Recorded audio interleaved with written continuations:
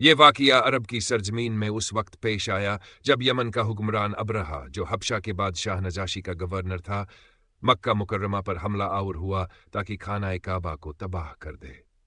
Abraha ने Yemen के दारुल हुकूमत सना में एक शानदार गिरजा घर तामीर करवाया जिसे खलीस कहा जाता था। इसका मकसद यह था कि लोग खाना काबा को छोड़कर उसकी तामीर करदा इबादत गाह में आकर इबादत करें और यूं अरबों का मजहबी मरज सना बन जाए। मगर जब अरब कबाइल ने इस गिरजा घर को नजरअंदाज किया और अपनी तवज्जो खाना काबा की तरफ ही मरकूज रखी तो अबरहा को सख्त गुस्सा आया।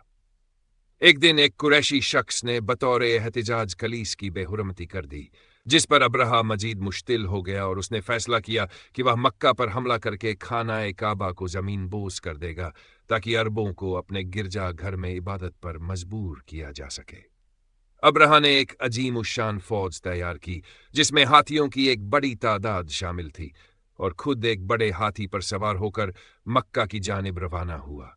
उसके साथ उसके सिपाहियों की एक बड़ी तादाद थी जो अपने गुरूर और ताकत के नशे में चूर मक्का मुकर्रमा को तबाह करने के इरादे से निकले थे। जैसे ही अबरहा का लश्कर मक्का के करीब पहुंचा, उसने अहले मक्का के ऊंट और दीगर मवेशी जब्त कर लिए, जिनमें कुरैश के सरदार हजरत अब्दुल मुत्तलिब भी तकरीबन 200 ऊंट शामिल थे। अबरहा ने मक्का वालों को पैगाम भेजा कि वह जंग के इरादे से नहीं आया बल्कि सिर्फ खाना काबा को तबाह करना चाहता है, और अगर अहले मक्का मजाहमत न करे तो उन्हें कोई नुकसान नहीं पहुंचेगा।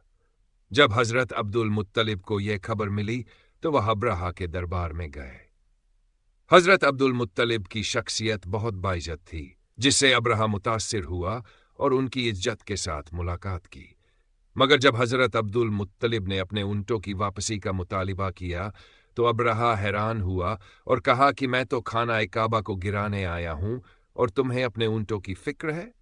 इस पर हजरत अब्दुल मुत्तलिब ने तारीकी जुमला कहा, ऊंट मेरी मिल्कियत है, इनकी हिफाजत मेरी जिम्मेदारी है, लेकिन खाना काबा का एक रब है, वह खुद इसकी हिफाजत करेगा। अबरहा ने इस बात को नजरअंदाज किया और अपने लश्कर को हुक्म दिया कि वह खाना काबा की तरफ बढ़ें। जैसे ही उसका लश्कर मक्का में दाखिल होने के लिए आगे बढ़ा, अचानक आसमान पर एक अजीब मंजर नमूदार हुआ।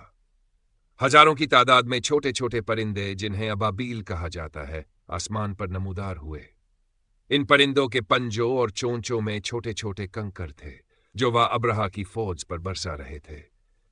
ये कंकर आम पत्थर नहीं थे बल्कि अल्लाह के हुक्म से अजाब की सूरत में नाजिल हुए थे, और जिस सिपाही या जानवर पर ये कंकर गिरते वही हलाक हो जाता।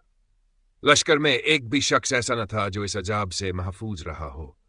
कुछ सिपाही मौके से भाग निकले, लेकिन वह भी रास्ते में हलाक हो गए। खुद अबरहा भी इस अजाब में मुतला हुआ और सख्त जख्मी हालत में वापस यमन की तरफ भागा, लेकिन रास्ते में उसका जिस्म गलने लगा और वह दर्दनाक मौत का शिकार हो गया। यह वाक़या इतना अहम था कि अरबों ने उसी साल को आमुल फील यानी हाथी का साल कहा, और यह वही साल था जिसमें मोहम्मद सल्लल्लाहु अलैहि वसल्लम की विलादत हुई। कुरान करीम की सूरह अल फील में अल्लाह ताला ने इस मोजज़े को बयान किया और फरमाया कि क्या तुमने नहीं देखा कि तुम्हारे रब ने हाथी वालों के साथ क्या सुलूक किया? क्या उसने उनके मक्र को नाकाम नहीं बना दिया और उन पर अबाबिल परिंदे भेजे जो उन पर कंकरियां फेंक रहे थे, बस उन्हें खाए हुए भूसे की मानिंद बना दिया। यह वाक़या तारी इस बात की सबसे बड़ी मिसाल बन गया कि अल्लाह ताला अपनी मुकद्दस जगहों की खुद हिफाजत करता है, चाहे दुश्मन कितनी ही बड़ी ताकत लेकर क्यों ना आए। इस मोजज़े के बाद अरबों में खाना काबा की हुर्मत का एहसास मजीद बढ़ गया और अबरहा की इबरतनाक शिकस्त को हमेशा के लिए याद रखा गया।